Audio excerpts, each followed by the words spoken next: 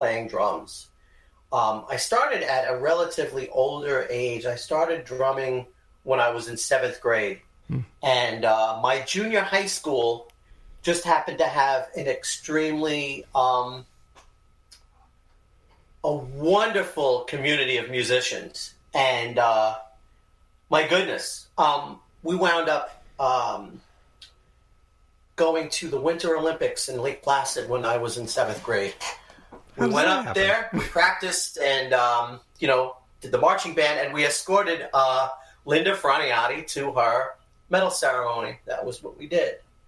So that was the first time I played in public, was for that medal ceremony. It was wonderful. And I think because I got introduced to being a consummate professional, and no matter what you did, it was about the show and the performance, and no matter what. And the ironic thing about it was we had practiced, and our uniforms were these heavy ski jackets, like really, really heavy, and we were practicing down here, and it was warm all the time. At that point, we were practicing from November through to, I think, mid-January. And it was maybe like 50 degrees the whole time, and we started wearing these big, heavy ski jackets and the hats and everything to be comfortable with having this heavy weight on to go up to Lake Placid, because it's cold and it's going to snow. When we got off the bus to in Lake Placid to do our event, it was 53 degrees. So, it was just a really funny thing that the Winter Olympics, and it's supposed to be cold, and it was warm. It was really, really warm. So we just grinned and bared it and, sweated our butts off, which we were pretty much used to at that point, So anyway, we did that. And then the following year we did, it was 2 years later. I was in ninth grade. We did the World's Fair in Knoxville, Tennessee. And we played at the Grand Ole Opry, Opryland and everything. So I did a lot of very public, enjoyable things. So it became so ingrained at such a young age to be professional, and to not just be professional, but to really enjoy what you're doing, and be around such an awesome community of musicians and artists, and the collaboration was incredible. We recorded albums onto vinyl. We actually turned the music department into a recording studio. We learned how to operate all the machinery, mic placement, you name it, and we recorded. Everything was mixed down in a studio from there and pressed onto vinyl, and we sold them at lunch, and they always sold out.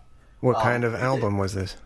It was the concert band, the jazz band, the chorus, and the orchestra, and we did a handful of songs and turned it into a regular album, a collection of greatest hits for the year. And we did it from the time I was in the school until I went up to the high school. And you were on drums the whole time? Yes. Okay. Yes, indeed. Yeah. So, but you learned some other skills with mixing and sound? Absolutely, yeah. Sound. I learned mic placement, how to use, how to bounce tracks and stuff like that. And we did some double tracking on different things, like some of the soloists. If there was a trumpet solo in the jazz band, at times they would, just to give it a nice rich sound, we would pan them hard and have the trumpet solo, double tracked, and we learned how to do all that stuff. It was great. Oh my goodness. And I learned all that stuff before I even left junior high school. So it was like going to a really advanced art music school, but it was just, I walked to school. It was right here in town. You know what I'm saying? So I was really fortunate. I didn't have to go to the city to School of Art or Music or anything like that. I learned it at my junior high school. It was such a blessing. It really was. So I just took all that stuff that I learned in school and just kept building from there. Did so much over the years, arranging, composing, and my goodness. Ooh. So, upon graduating, were you going to pursue a career in the arts or music, or what was there something? Was there any kind of a plan or not? Wow. I really didn't have a plan for probably a couple of years. I didn't know what I wanted to do. See, I had so many different things running around in my mind. What I wanted to do. There was the art element, there was the recording engineering element, and then being creative and wanting to write music, and I didn't know where to go. Plus just the painting and the doing the watercolors and the ink work and what have you. I just didn't know what to do. So believe it or not, I actually just to reboot. I'll use that word, reboot. I put everything aside. I stopped doing everything for about a year, and I said to myself that when I go back to anything, whatever I pick up first is what I'm going to pursue. What did I have the most hunger to do? And that was? And that was actually drumming. Drumming, okay. It was drumming. So, even now, too, I took, I didn't drum for 23 years. I didn't drum for 23 years, at least. And I just recently picked it back up. How's it feel? And I can't even. It's an obsession. It really is. It's an obsession. I think I'm driving my wife crazy. She bought me a drum set a few years ago because the kit I had that I was gigging with and recording with was pretty much toast. It was trashed.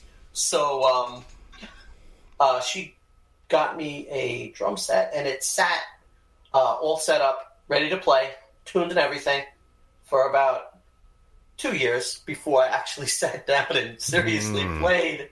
Oh my God, I don't know. It's so funny, but now I can't walk past it without stopping and obsessing and drumming or doing something. It's crazy. So now I'm like in this. I'm between a rock and a hard place because I'm an artist and I work as an artist and an educator, and there's the drums, and it's like, trying to balance the two right now is starting to become a nuisance. Even now, with what's going on in the world, there's still not enough hours in the day to draw, paint, and drum. It just isn't. Maybe you can combine the two somehow. Maybe drum art. Ooh. Drum painting. Ooh. Wheels are turning. Ooh. Ah. Uh-oh. But back in time, so you do drumming. How did the world of karaoke come into your life? Wow. There's a backstory to this. It's a much... I don't even know how to put this. All right. So, I was doing a... I guess it was like a new wave dance recording I was doing with sampling and what have you. And I had just moved back to my parents' house, and I was going back and forth recording this techno album at the time, just to kind of change things up because I was doing a very classical style of music for such a long time, and just to kind of break out of that mold and hi doggy, oh my goodness, to break out of that and just switch my gears. I was doing this techno industrial, I don't know what you would call it. And was this an album that you were the featured artist on, or were you just doing... I was collaborating with one other guy, and we were going back and forth, and he would do some preliminary tracks, and I would add to it, and then I would reconstruct it, and it was very industrial. But there was one track in particular that I really needed a female voice, and in walks, who is now my wife, walked home from school with my sister, and the high school is, just like maybe half mile down the block. And they walked in the door, and she had such a, just her speaking voice. She had the perfect tone. So I had asked her to just say a few lines, and I recorded and sampled and looped it and used it in a track. Now, that was, I guess, 1992, Wow. Yeah, and we had hit it off in such a huge way. However, we didn't see each other from that point until, I think, 1999. 1999. I was I reconnected with my now wife. I was with my sister and now her husband, and we went to her karaoke show that she was running. And that's how karaoke came into the mix. I heard her singing, and immediately that it was instant, just absolutely amazing.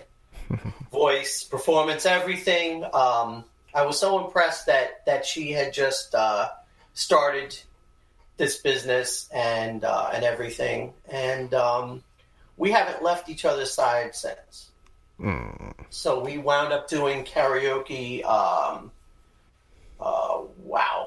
Over 16 years we were doing shows, and I tried to do it a little bit more where it was before the live band karaoke had started. I wanted it to sound more like you were singing at a concert hall, and I really went for that dynamic. And I think that's one of the reasons why we were so successful at it, is that, when you walked into our show, it was like you were singing, at a rock concert. It was the sound, the mix, everything. I took all, my background and really put it into doing the shows. It was a lot of fun. Well, the stars aligned. Mm-hmm. And I think it's 2001 is when we met. Yes, I think it was in 2001. Was it 2001? Yeah. I think I just found a gig where Vanessa was at. I just saw karaoke, and I think it was somewhere around Concoba. It was a place that you guys never went back to, and she gave me a card, and then I started following, and then it evolved from there. I went to your joints, some of the gigs you had in Patchogue, and ultimately one of the great places, MacArthur Park. Yes, indeed. New York Karaoke. That's right. That was some epic times, that's for sure. Wow. What are some of the challenges running a karaoke biz? The challenges of running a karaoke business. Well, it wasn't a consistent challenge. I think it kind of it changed over time, I think, more than anything else. I think the challenges in the earlier days were more geared towards self-promotion. How, this was social media times. Yes. It wasn't really social media at that point. So if you wanted to promote a gig, you couldn't just put it out on social media. So I think more than anything else, it was just building we wound up doing an email list and doing an email blast. That's right. You did. So that was always that was the challenges, where you were going to be, because just like anything else, in the bar business, it's always very transient. Bars change hands so frequently that it's so hard to, you could have a really successful business, but the bar owner just who knows what happened, and it was closed. Place closed up or changed hands or what have you. So you always had to stay on top of finding venues that were really decent and letting everybody know where you were. Yeah. That was it, really, to be honest with you. Business cards didn't really work. in terms of